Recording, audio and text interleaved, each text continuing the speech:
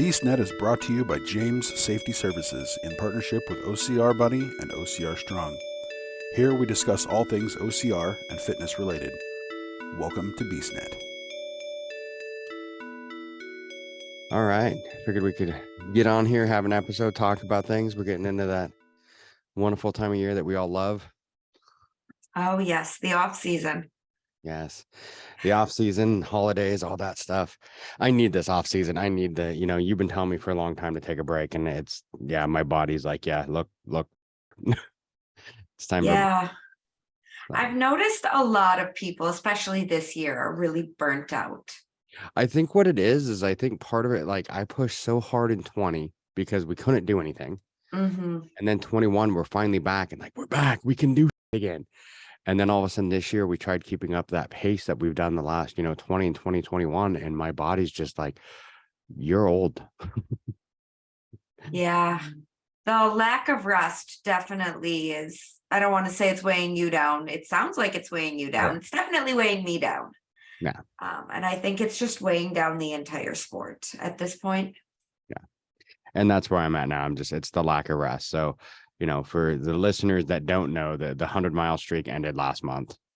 Like I did not continue it because it's just like my body's so wrecked. And by keeping it going, I felt like I was actually doing, which technically you've told me a couple times, but going,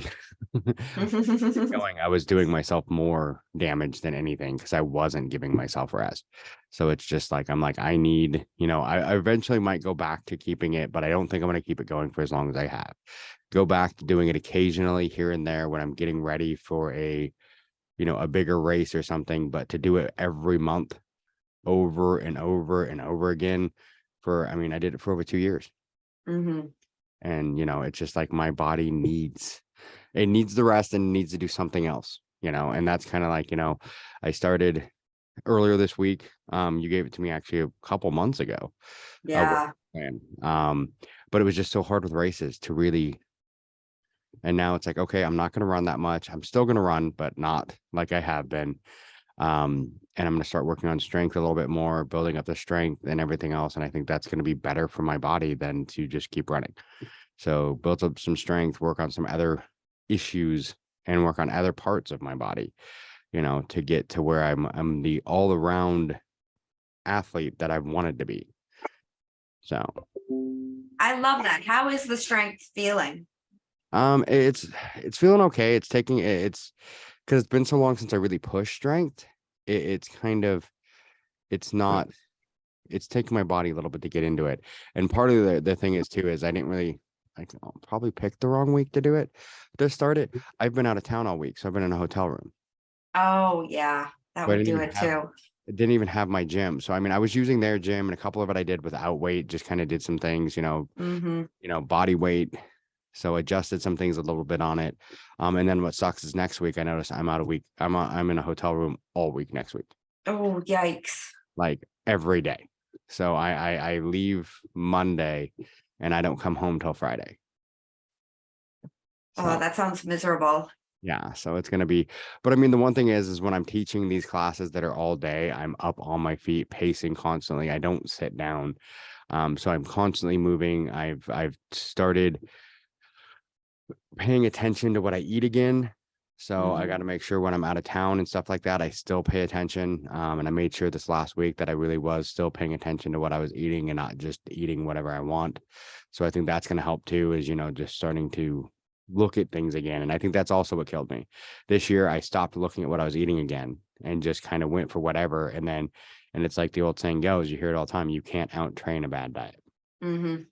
You can't. So I think looking at all those again, it's time to refocus. And that's what I need to look at right now, is it's refocusing on strength, like I should have been already, but refocusing from the running to the strength, which in all reality, and I know it, and I've known this forever, if I get the strength, the running will go along with it.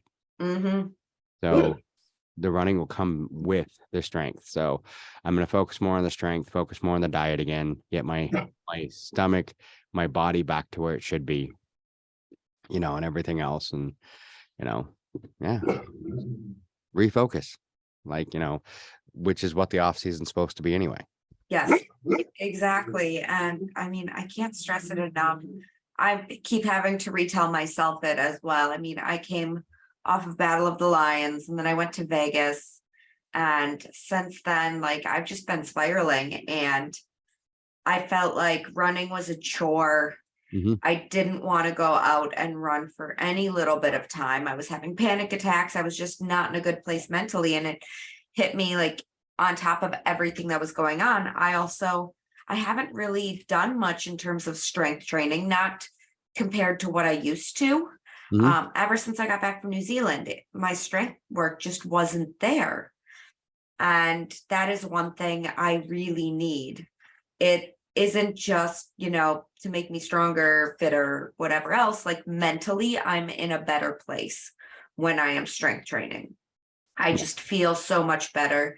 And I, I don't give myself liberties with my diet when I'm strength training because I know, you know, okay, I'm going to take my aminos.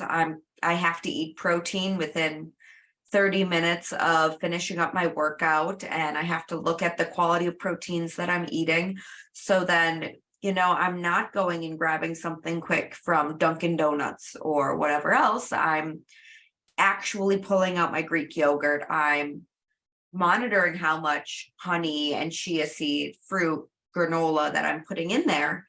And I'm sticking to a stricter schedule with my nutrients, and just everything falls into place so much better. Yes. Yes. And that's what I'm looking at right now, is trying to get back to that, where I spent a lot of time this year. I think a lot of time this year, it's one of those things now looking back, now that I'm kind of stepping back and whatever, I was focusing so hard as I wanted to do. And I think in all reality, it actually hurt me more than it helped me. I focused so hard on wanting to do the Ironman, but still do everything else along with it, that my training kind of went, there was no structure to it. Mhm. Not at all. I would just, I basically had how many, running miles I wanted a month, how many biking miles I wanted a month, and how many swimming, meters I wanted in a month. And I made sure I hit that, but there was no structure to it. And that's all I was really doing, was focusing on those things, when we both know that if I focused on lifting, doing other things, and doing the strength training, it would have helped and built on all three of those. But I Mhm. was so focused on the Ironman, and so, wanting to make sure I could do it, which we both know didn't work out anyway, but it will. I'll get there. But I think I need to live and learn from it. I learned that I need to focus on the all around athlete.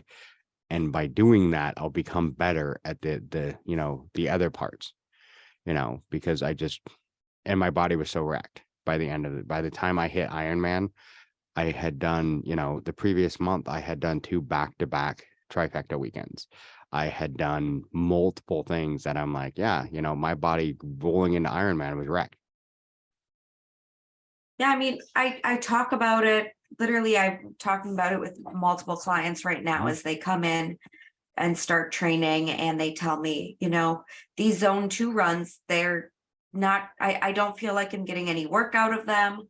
I, I start jogging and I'm already in zone 3. Is it better to walk and hold zone 2, or like run and be able to go zone 3, zone 4? And it's like, well, we've, we can say that cliche, slow and steady wins the race, so many times, and people don't actually listen. Yeah. But at the end of the day, putting in the slower miles where you're not exerting yourself as much, that is how you're going to get to where you want to go. It's not always about, can I hit 100 miles in a month?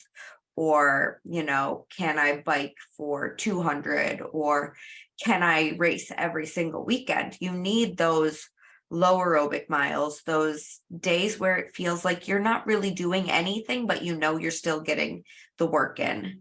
Yeah. Those are going to do the most work for you because they're active rest, and you're training just your low aerobic zone. So being able to hold a steady pace with very little exertion, and that relieves pressure on your joints, it relieves pressure on your respiratory system, everything else.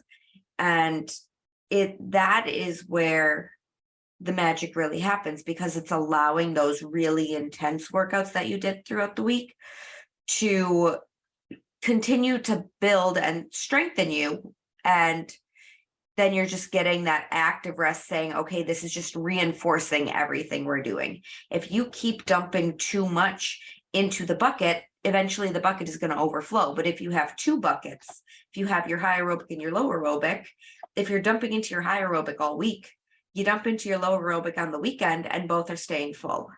Mhm. And not a lot of people really understand that concept. And that is where we are seeing so many people overtraining. We see so many people getting this burnout by the end of the season. We can't just continue to overexert ourselves over and over and over and over and over again. We need to give ourselves a little bit of grace. We need to say, okay, we're doing way too much. I need a day to just myself. I need a week where I'm not thinking about my training. And then your body, your head, your muscles, everything will tell you when it's time to get back to work. You can eat like crap for 2 weeks straight, go on vacation, indulge yourself, come back, and your body's like, no, I don't want that sugar. I don't want that grease. I don't want all that fat. Give me something good. And that is when a salad tastes the best, because your body is like, I have been doing this to myself for so long. I can't do this anymore. I want something that refreshes me. And when you've overtrained for so long, taking that big break from your training and saying, I'm only doing things that bring me joy, that I really want to do. And then your body is like, okay, yeah, we've had enough rest. It's time to get back to work. Yeah. And your body has to dictate that. And now that you have experienced this overtraining, this burnout, this overexertion, you're thinking, okay, I know what I did wrong. I tried it this way. It didn't work. So let's listen to the body and figure out what exactly it needs and what's most important. Yeah. Well, and I think what it is, it's the monthly goals and those goals that I had were taking away from my long term, Mhm. where we always tell ourselves we have to have that long term goal, but then you put little short ones in front of you just to kind of keep, put the carrot out there to keep you going.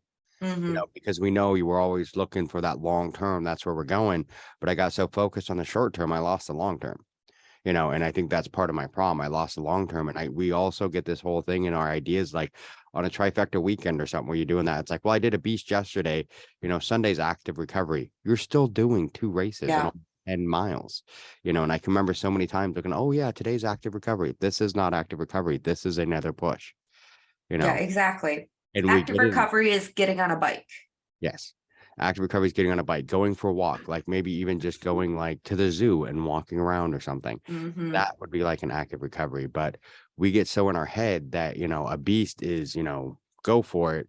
And then the next day doing a sprint or a super, that's active recovery. No, you're still pushing full on Mhm. just for a shorter distance. And I think that's where we get. And then I had that a lot where I would go out and do a marathon and then the next day go run a 10K because, well, that's active recovery. No, it's not. You just ran again. Active recovery would be go walk a Mhm. mile, go walk, even walking a 5K, but walking, and that's where I have a really bad habit of I'm pushing to that limit, and I like to push my body to that limit. But by doing it, I'm actually doing a detriment to myself. I need, and that's one of the reasons why I'm glad I have the structure. I can look at the structure of the workout plan, go with it, throw in maybe a run here and there when I want to, but even the runs are, like you said, zone 2. Mhm. I'm not out there running trying to get my PR.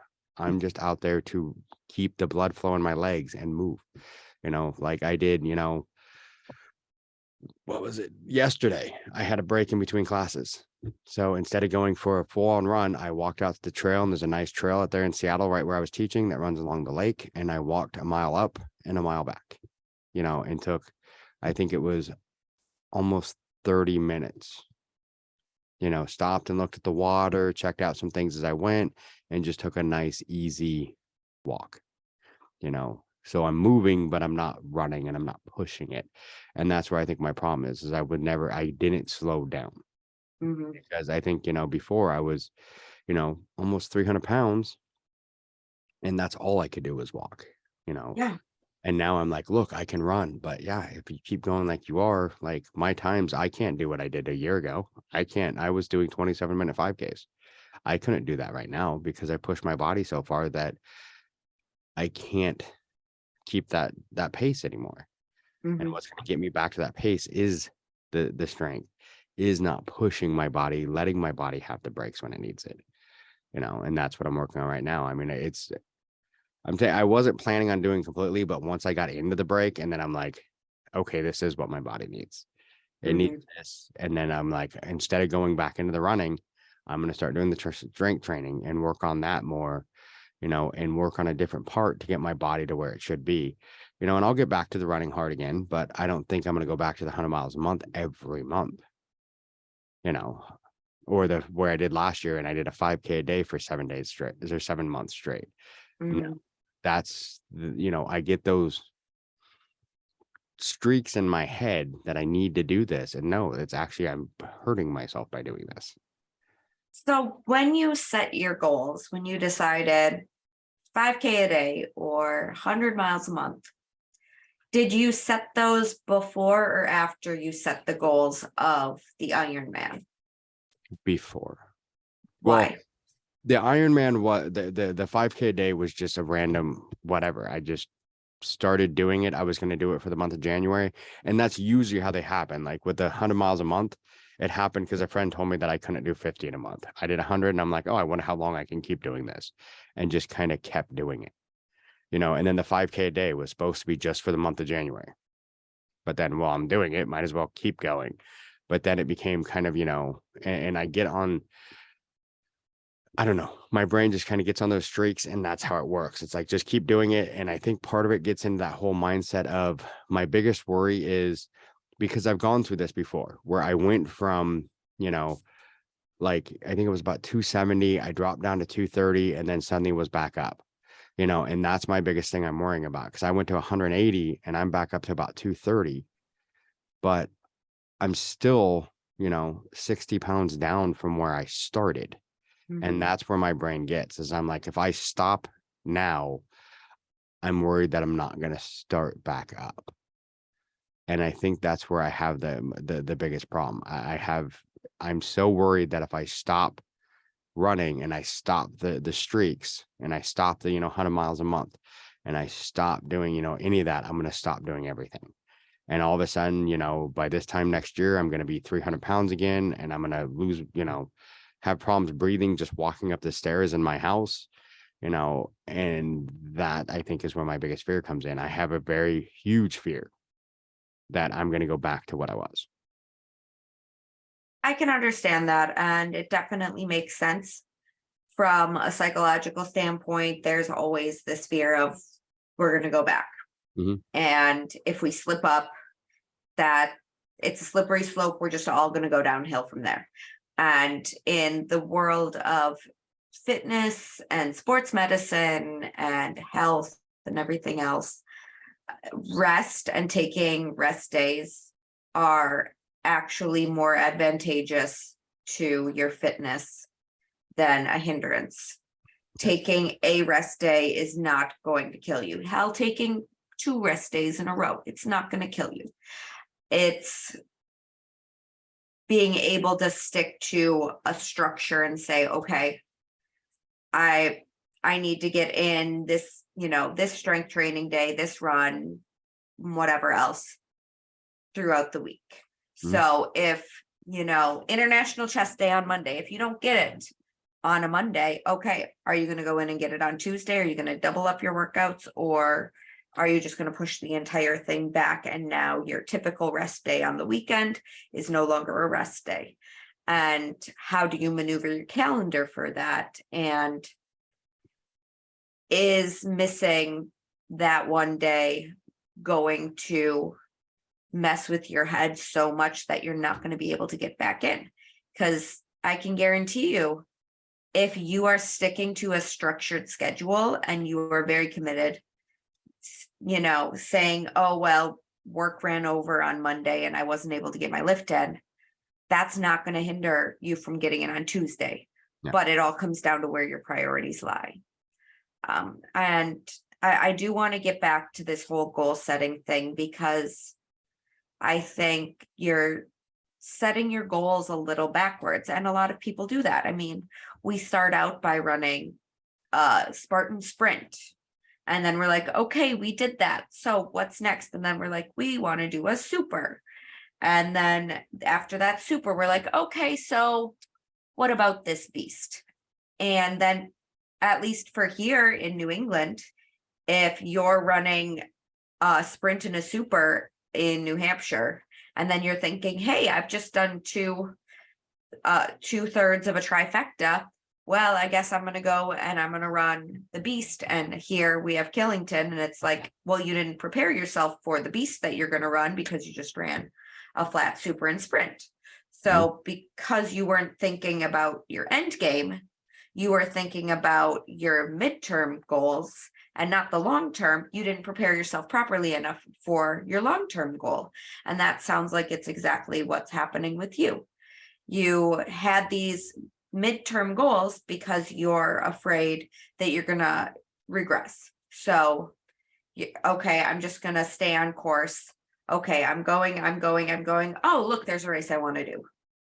But if your goals stay here and they're not matching what you need to put in for a longer term goal, you're not adequately preparing for that. And that's kind of what you realized this year.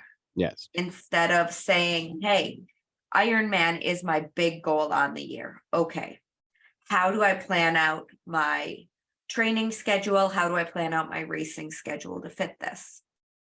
And we always want to set our long-term goal first. Say, okay, next year, what do you want to do? Oh, I want to do World's Toughest Mudder. Okay, so in order to get to a World's Toughest Mudder, what races do you have to run to get there? You should probably run a couple of ultras throughout the year, probably space them out. Every 2 to 3 months, give yourself a solid build in between. Okay, then maybe get a little bit of obstacle endurance for the day. Get something where you're going to get a little more practice in cold weather, maybe something with water, and you piece together your schedule around what you're going to expect for, say, a World's Toughest Mudder, or for you, for an Ironman. Because I'm doing an Ironman next year. Yes, you 100% are. And I can honestly say that was my biggest problem this year as well. I went into this year with goals, and then New Zealand came about, and it's like, nope.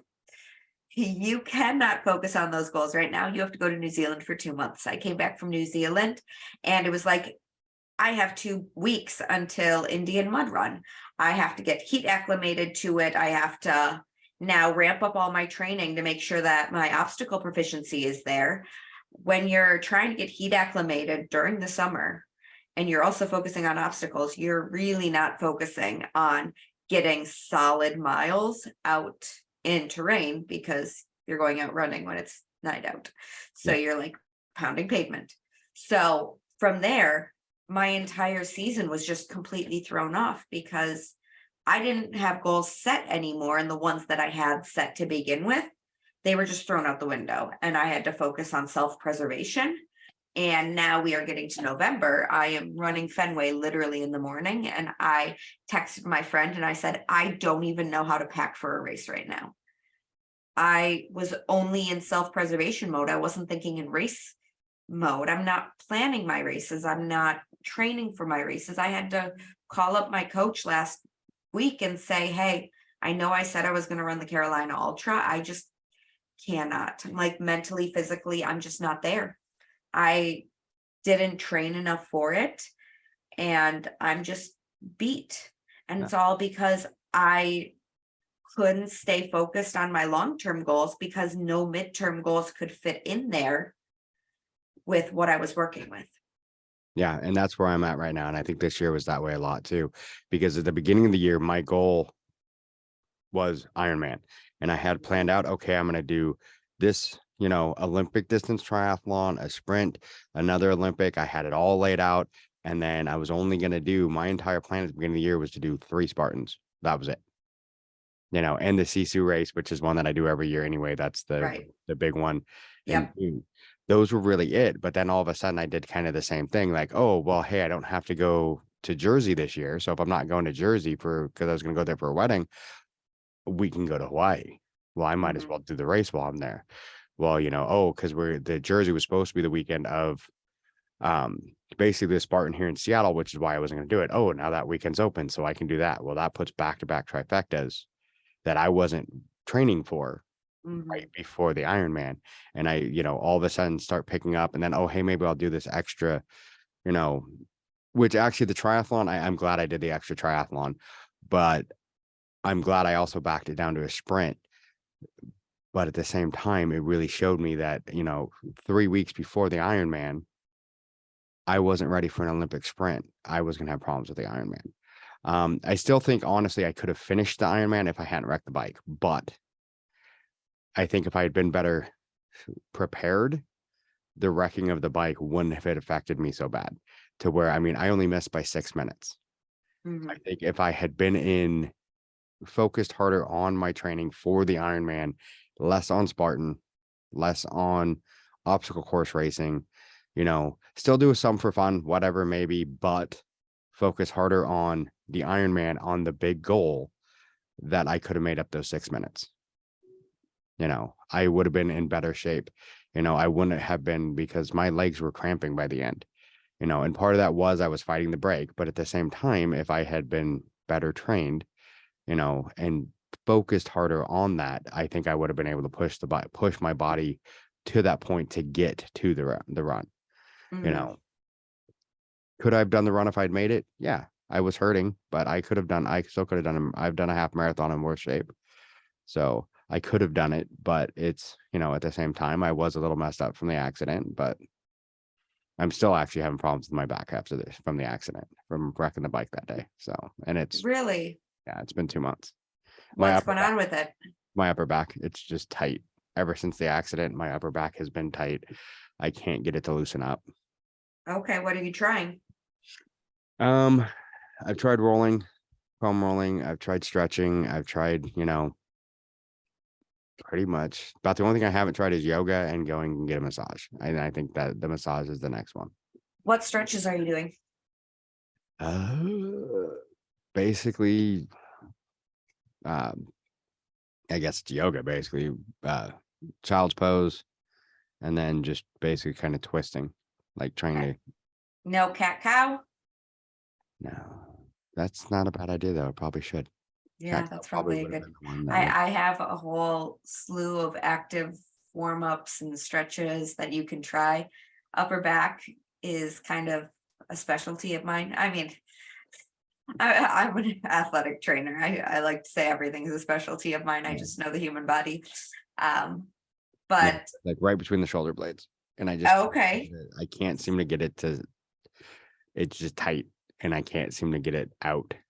So. Okay, so you could probably go for some good thoracic spine stretching, get some lat stretching, get some Probably, yeah. Shoulder stability to take pressure off of your thoracic spine. Probably. That's part of the other problem is the left shoulder, because that's the shoulder that I've dislocated multiple times, and I popped it loose when I wrecked.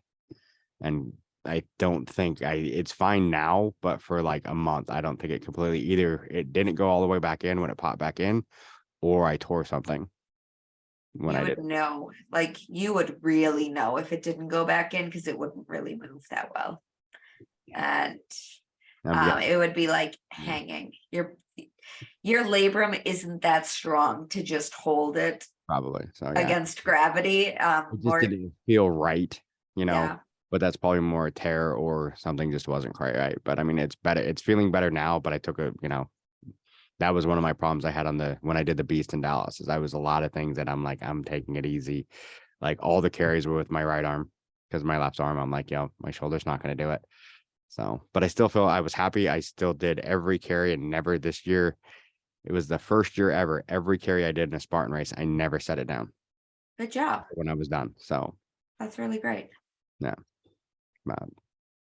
But next year has to be, I got to focus on the Ironman. I mean, that's my biggest, I want to beat. I want that Ironman. What is the date of it? Well, it depends because I've thought about this and I haven't decided if I want to switch to a different Ironman. So it's either going to be the end of July or middle of September. Okay. So the end of July one, I've thought about switching, but I don't know because I feel like I need to do the one here in Seattle because that's the one that's beaten me twice. But the one in July is less hilly on the bike. So, and I just feel like if I take that one, I'm taking the easy way out to get the medal. I wouldn't say walk away from it and don't go back to the one that you've DNF'd twice, but I do think you should race on a fresh course. Yeah, that's what I was I- thinking. I was thinking the confidence boost of being able to do it on a fresh course Yeah, and then come back to Seattle at another point. yes. Yeah. I mean, I tell my clients all the time, if they are, consistently failing to pick up a heavy weight, just walk away. Walk away, don't look at it, don't think about it, go, clear your head, come back, and let's do it again. And typically when they come back, it's no problems for them. And I think that I'm going to give you the same advice. Walk away for right now, come back to it later. Because I think part of it's a mental block too, because the only Olympic triathlon I've ever DNF'd to was in that lake. Okay. So Wow. every triathlon I've DNF'd, all three have been in that lake. So with what is it, July, you said? Yeah, it'd be July in Eugene, Oregon. Okay. So with a July race, how are you going to set up your schedule? That's what I gotta try and figure out. Because see, the problem that I run into, and that I keep thinking in my brain, and I keep thinking races, but I can train without the races. Because I was like, races to kind of get me up to it. Because then we have no triathlons in the Northwest until June. So And there's no indoor tries? I've never actually looked. I'd look for some indoor tries. Might not be a bad idea. Look for some indoors. But I mean, for the training for that, that's just kind of what I got to figure out. I mean, I need to do the strength training. And I think my problem is I focus on before last year, what I did last year for most of it, I focused on the three main disciplines. I focused on running, biking, and swimming, which is good to have those, but that's all I focused on. I didn't focus on the other avenues of strength training and everything else that also build upon those. And that's what I think I need to do is look at basically making sure that I am not only can I swim, can I bike, can I run, but I am in the physical shape that I need to be to do that. And like I said, I need to work the other muscles and work my whole body. I need to be my whole body needs to be in shape. I need to be, functional fitness for everything so that I can do all of it. Because remember, the strength training isn't just about, performance and maximizing your strength and power and whatever else. It's also big time injury prevention. Mhm. It's keeping your muscles functioning in the way they're supposed to. So if you do end up rolling an ankle or whatever else, that's not gonna send a chain reaction through your entire body to cause some back pain on the bike or some hip pain while you're running. Yeah. And I think that's part of it too, because I hadn't been doing that strength training. So when I went down on the bike and I hit on that side, the shoulder and the knee both, I didn't have the strength training to deal with those injuries, to, adjust with my body and get to a point that it would have been okay. And I think with the strength training on top of that would have been, like you said, injury prevention. Now I've had a small injury and my body can adjust to get me through the race, but I didn't have those. I just had the muscles I'd been working because that's all I've been doing. Yeah, one of my favorite things to program for my clients are specific, for us as obstacle course racers, the ankles are one of the biggest things. So I program a lot of ankle recovery and I tell them, we're not training you to stop you from rolling. We're training you to recover from rolling. We have to assume that you're going to roll your ankle when you're out on an obstacle course race. So instead of saying, oh, if you do this, you won't roll your ankle. No, there's always going to be a root. There's always going to be a rock. Mhm. We are going to train you as if you do roll your ankles, because you are going to roll your ankles. I joke with everybody, it's not a obstacle course race until you roll your ankle, Yeah. but it's how you can recover from it and keep going Yeah. that dictates how well you're going to do for the race. So train to recover, and then hopefully, again, we can't predict how bad somebody is going to injure themselves, but hopefully with the right training, we can combat any serious injuries, or we can decrease the severity of it. Again, fingers crossed, hopefully. Yeah. So I know I need to work on that. The other thing I need to do is I need to make some adjustments to the bike. One of the things that caused me to have the issue on the bike was me being cheap and not getting the pedals fixed like I should have. So if the pedals had been fixed, I would have been able to pop my foot out. So that's one of the things I'm going to do. I got to send the bike in for a tune up. And when I do, it's going to be one of those to see if they can fix the pedals, or do I just need to completely replace them? So, because that way I have, the equipment is, in a triathlon, the equipment is part of it. And when the equipment's everything, because partly too, we all got to think about where the equipment as well. So whether it be shoes, whether it be, because that's the other thing I got to figure out if I'm going to do any more OCRs next year, is I've got to figure new shoes. My shoes are done. But, shoes, which I know my running shoes, I have the running shoes that I've used and that work well for me. That don't give me, shin splints and everything else.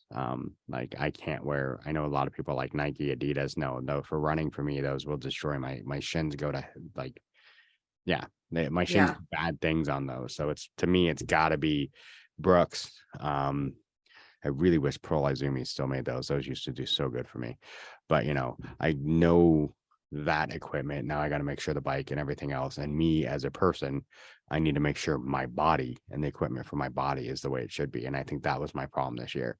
I focused so hard on those 3 disciplines and completely forgot the rest of it, of taking care of the rest of my body. And that's what I need to focus on this year. It's taking care of my entire body.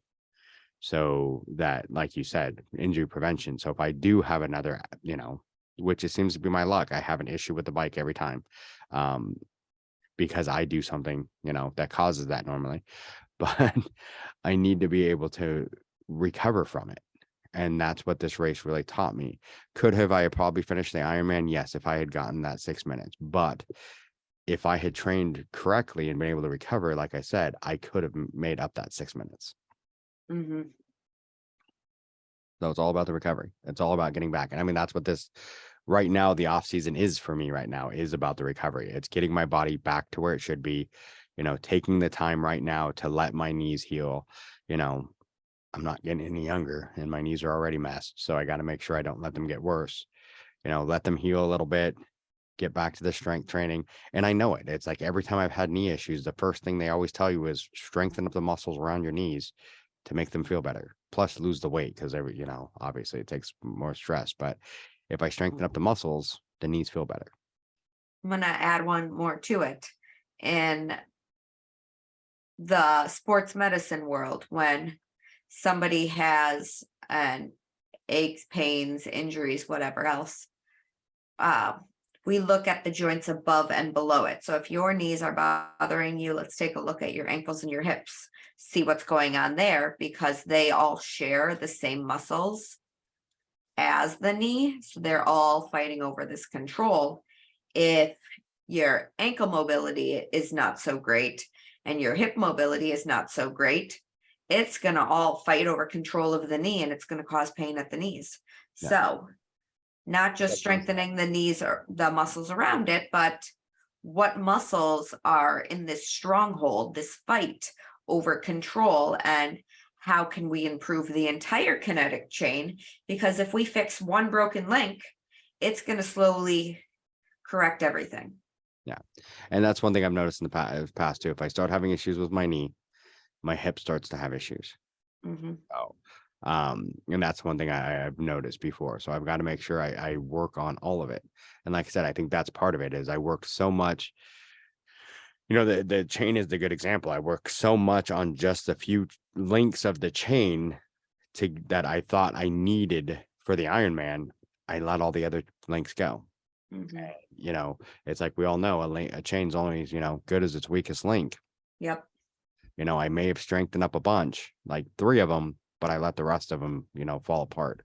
And I think that's kind of the thing is I have a problem with that. And I know that personally, I get hyper focused.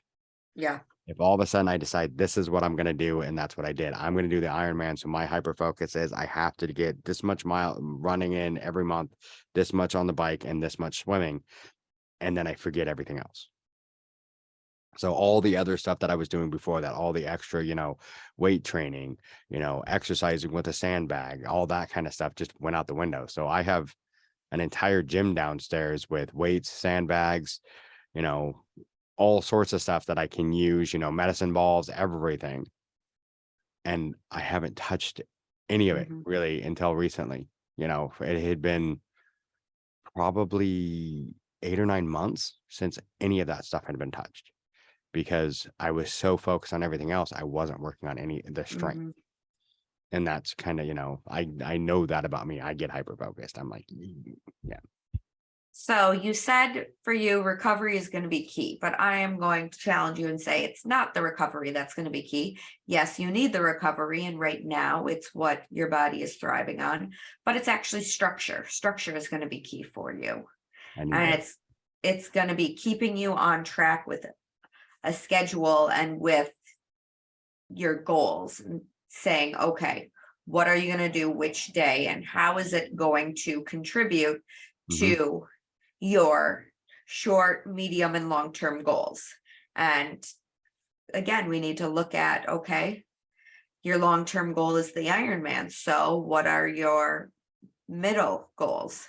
And how are those middle goals getting you to the long term goals? Okay, now that we have the middle goals, what are some short term goals that we can work on? And how is that going to get you to your middle goal, which is going to get you to your long term goal?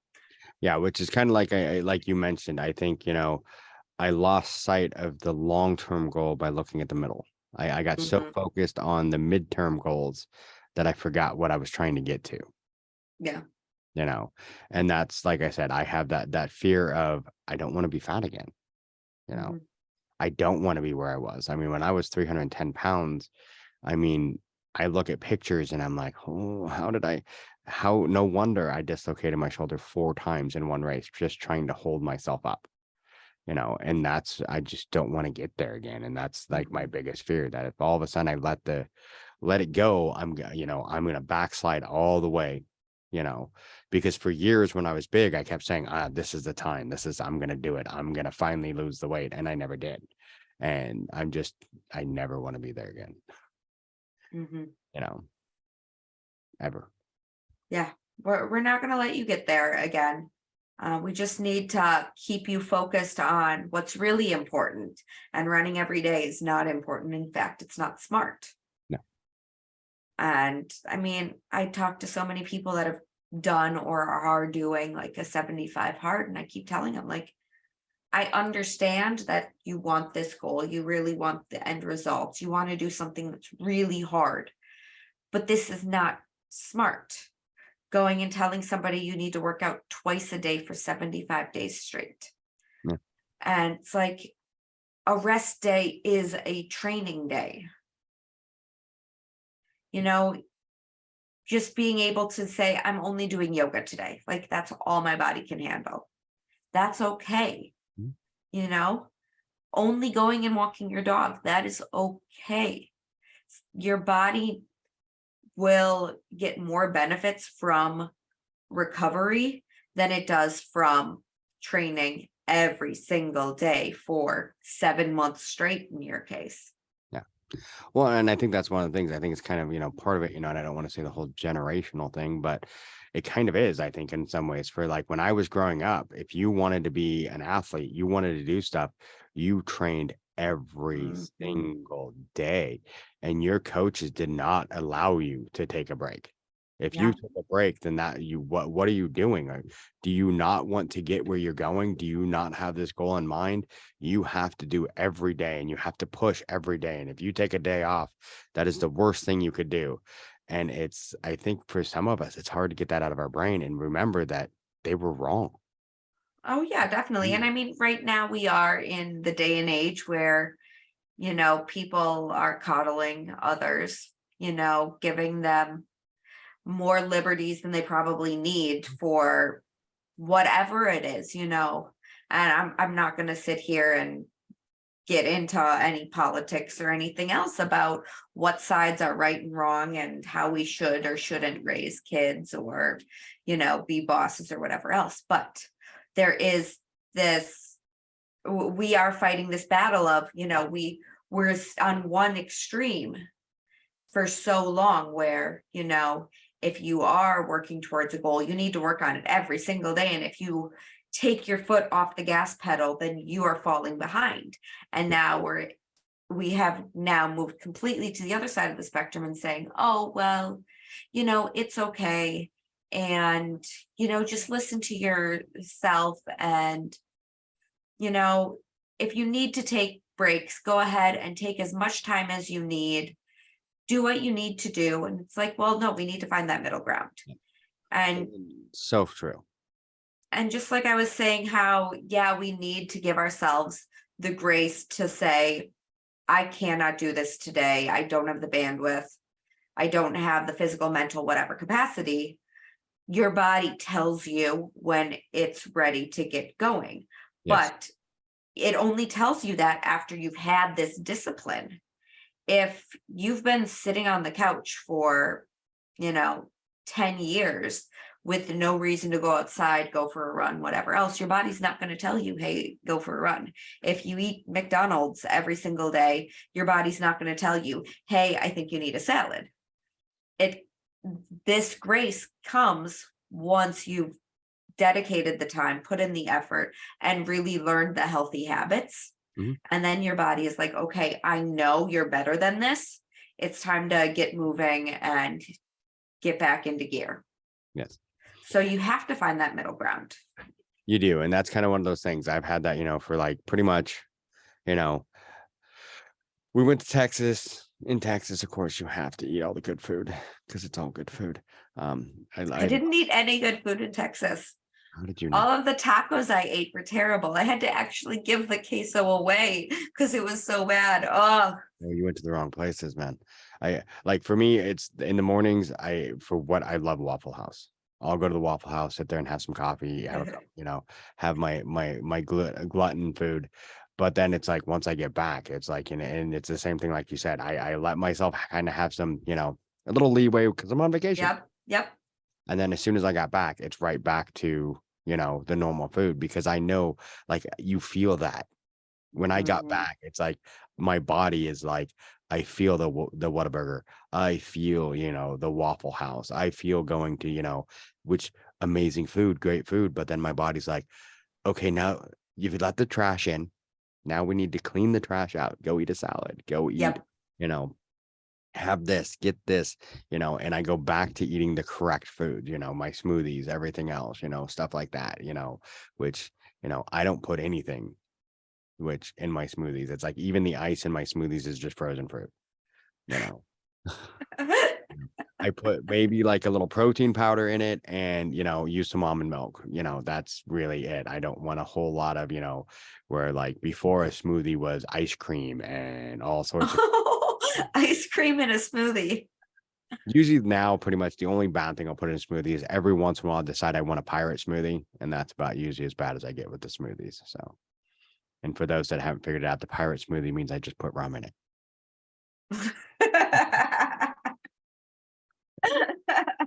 That's what makes it the pirate smoothie. But yeah, so I mean, it's just my body. It's like after a while when you eat that stuff, your body craves it. Like I made shrimp the other night, but which the butter, yes, the butter is bad for me, but I love it. But I made like the rice wasn't real rice. It was cauliflower. So because I've actually gotten to a point, I prefer the cauliflower rice over normal rice now. Yep. Yeah. If you would have told me that 2 years ago, I'd been you're out your mind. But now, yeah, no, I prefer the cauliflower over normal rice. It tastes better to me. Yeah, I was literally looking up recipes today with cauliflower substitute because I got back from Vegas and, well, before Vegas, I was just in like in this like crazy place where I didn't have time, and I was trying to figure out my work schedule, but then I was like racing in Vegas and whatever else. And I wasn't eating before I was going to work, and that was really killing my diet. Mm. So I came back from Vegas and I'm like, okay, I have eaten like complete crap. I've been getting my cold brew and my iced coffee with vanilla or salted caramel or Irish cream. And like my body is craving sweets. I'm like, okay, step one, I have to eat breakfast before I go to work. And I go to work at 5 a.m. Ooh. So I'm like, I need to make my breakfast Mhm. like before 5 a.m. And then I get home from work, anywhere from 8 to 10 a.m. And I'm having such bad sugar cravings because I would go in between clients and I would get a cold brew, or I would grab a croissant or something quick and easy to eat. So I'm like, okay, I'm going to carry some cuties, oranges with me so I can have something. And then like I literally went to the grocery store yesterday on my way home from work, and I'm like, I'm having such a bad sugar craving. I need something. And I'm looking, I'm like, well, there's nothing really that I'd want to eat at the checkout. Okay, well, I'm a block from home. Like I just bought my berries. I have Greek yogurt. I just bought my granola. I'm like, I am making my Greek yogurt as soon as I get home. I walked in the door, said hi to my dog, and I'm like, okay, beeline for the kitchen because I need sugar. I need some kind of sugar. Mhm. And it was instead my Greek yogurt with a little bit of honey, chia seeds, some berries, and some, clean granola. I'm like, okay, that satiated it. And I know that the craving came because I had done so much horrible stuff for the month of October, probably even September, that I was getting these intense sugar cravings. And the only way I'm going to kick those cravings is by replacing it with something a little bit better. Yes. So, fructose and natural sugars is the way to go, but I'm going to have to deal with these sugar cravings for a couple of weeks until I actually get it kicked. But because I know how great I'm going to feel once it's kicked, I'm going to stick with it and fight it out. And that's why I'm at right now too. I did the same thing. September and October, I did a lot, ate a lot. But then, really, if you even go back, I mean, really, even August, because I did all the traveling. I was in Hawaii, so of course, when you're in Hawaii. I mean, I did my best to eat as best as I could, but I'm still eating crap. I'm in Hawaii, but and they have really good food. Never been. Oh, they have great. I mean, the shrimp. I love shrimp. So, I'm allergic. oh, well, yeah. Then you wouldn't like Giovanni's, and they wouldn't like the shrimp. So, but I mean, it's, I've been eating crap, but I did the same thing. I was down in, I had to travel for work over the week, and I got like a huge sugar craving while I was down there. And the same thing. And I'm like, what do I want? And I'm like, oh, I can go here and I can get this, and I can go to this place and I get really bad food. But then I'm like, or I could just go get a tub of pineapple. Mm-hmm. And that's what I did. I went back, I got a tub of pineapple, went back in my hotel room, and I'm studying for a test. So I was reading up on the test and studying, and just sat there with, grabbed a plastic fork and just ate pineapple. And it killed my craving for, the sugar, and filled me up enough that when I went to go get food, I didn't go, it wasn't like, okay, I'm going to go over here to Burger Master or Burgerville and get like a huge whatever. I picked, went and got just a small, small salad, and that was really it. And I didn't need to go get, and that's my problem. If I have a craving, I'm going to go overeat, and I know that, Mm-hmm. I know that about me. So I can kill it with something good, and then when I do finally go to get dinner, I'm only going to get the dinner that I should, not like double. Mm-hmm. Because that was one of my biggest things when I was big. I didn't eat often, but I ate a lot. So it'd be like I would skip breakfast, have something as snack for lunch, and then dinner was like 2 or 3 plates. I mean, I would eat as much as I could at dinner.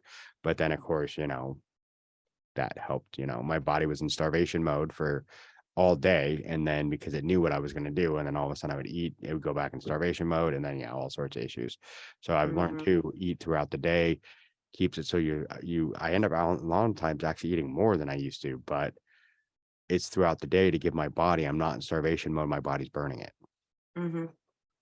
So yeah, it's just a matter of getting back to that and remembering I know what I need to do. It's just a matter of getting, now my body's like, okay, you've done some stupid stuff for a month or so. You let yourself have that break.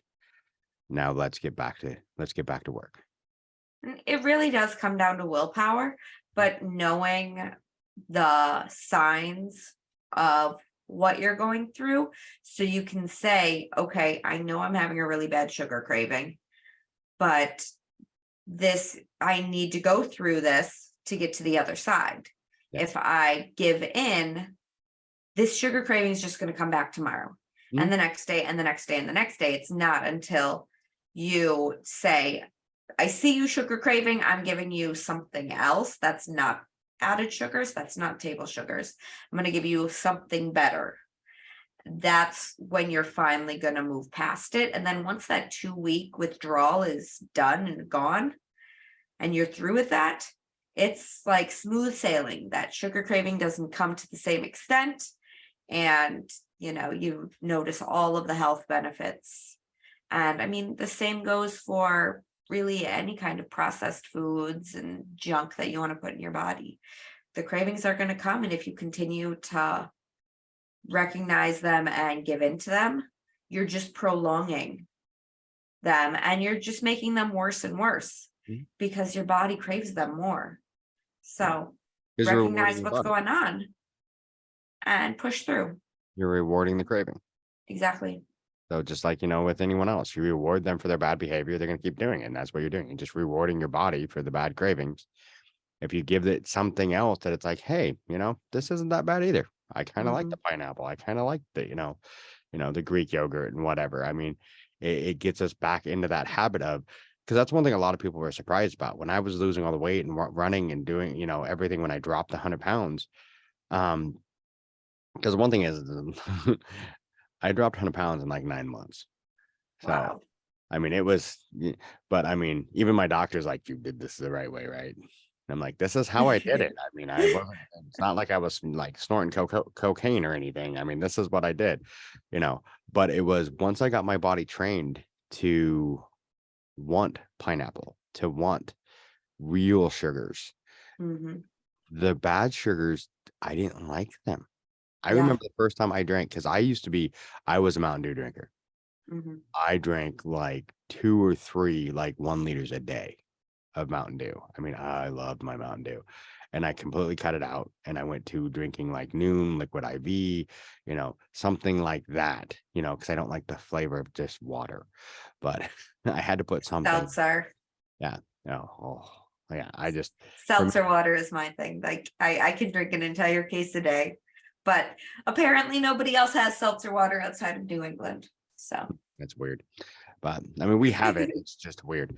But yeah, so it's one of those, I like flavor in my water. So it's just, I just started doing those instead. But then all of a sudden it's like one day I was like, oh, hey, I'll reward myself with a Mountain Dew because we were doing something. And I think my son had bought Mountain Dew and it was in the house. I'm like, oh, I'll have one. Like the first drink. And I'm like, what the hell is this crap?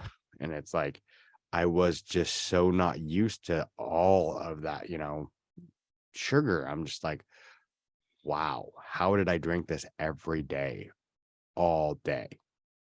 And I think that's one of the things, once you get used to and you get that stuff out of your system, once you try it again, you're like, how did I drink this constantly? How did I eat this crap constantly? Like if I go to a fast food restaurant, like when I was gone, I did one day, I went to Burgerville, but I had their fish and chips. Because I know if I go get like a burger or something from a fast food place, my stomach is just gonna like revolt. It's gonna be like, nope, we're done. Pretty much if I eat it, I better be really close to the bathroom because my stomach is not gonna like this, because I've taken all that crap that they put in that food out of my system. And now when I let it back in, it's never good. So like you said, once we treat our body the way we're supposed to, it's like, hey, I kind of like this. Stop putting that horrible crap in me.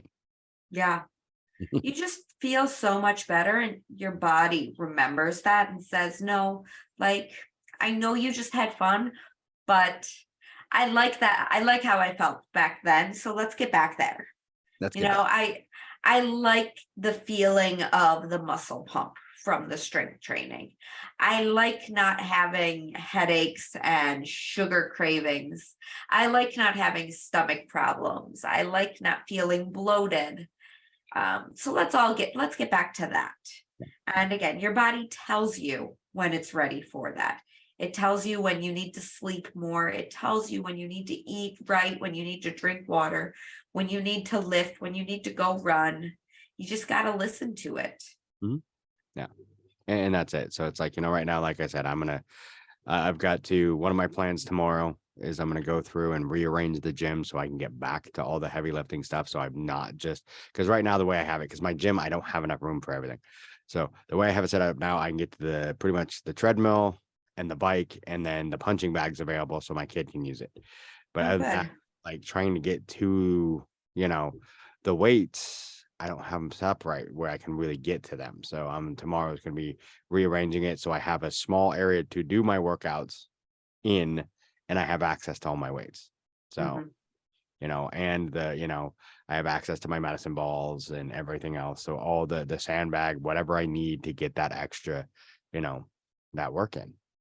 So yeah, because the only thing I have scheduled right now is for my birthday. We started it last year. It's an annual tradition. I don't know if you saw the Pretty Mike challenge is what we call it. So it's a stupid challenge, but you start off, it was basically because I lost 100 pounds.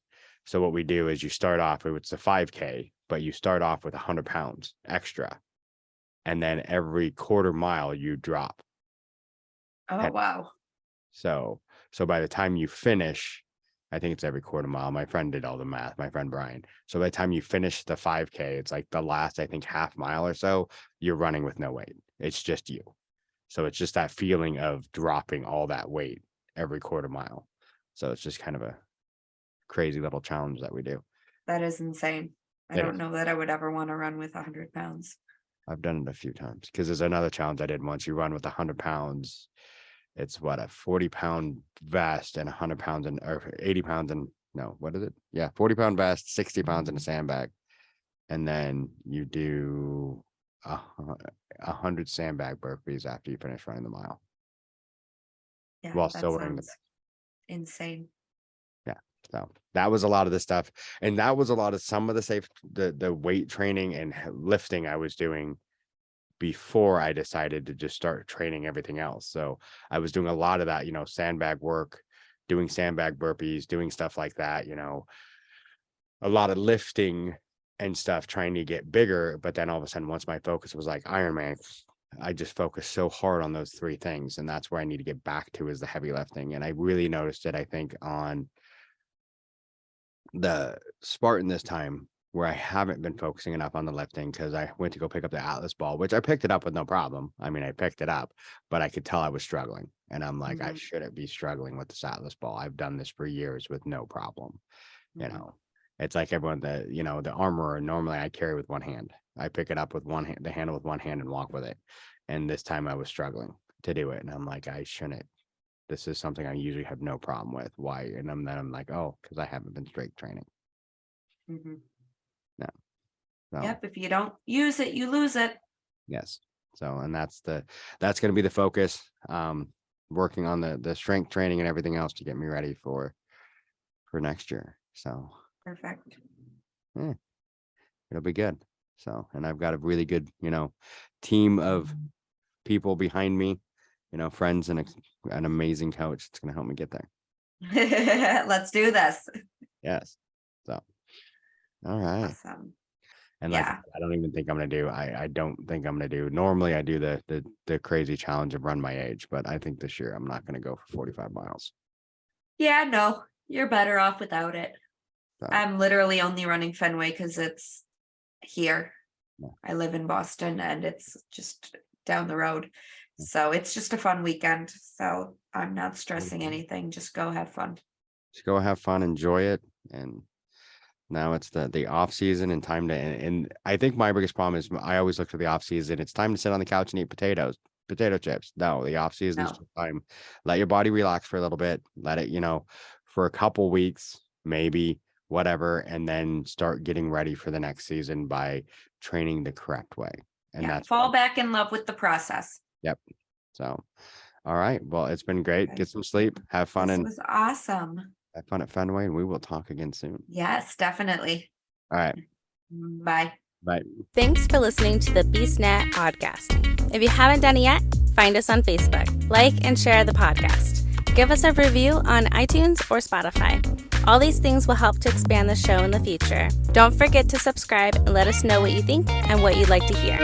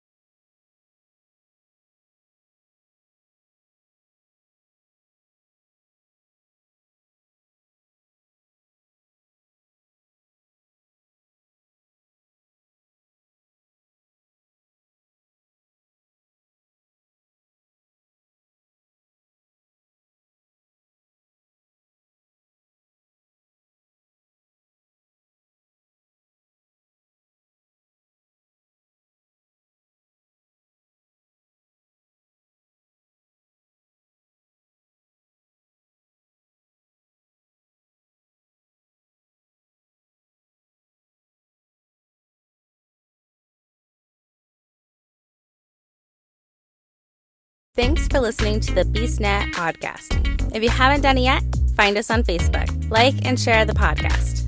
Give us a review on iTunes or Spotify. All these things will help to expand the show in the future. Don't forget to subscribe and let us know what you think and what you'd like to hear.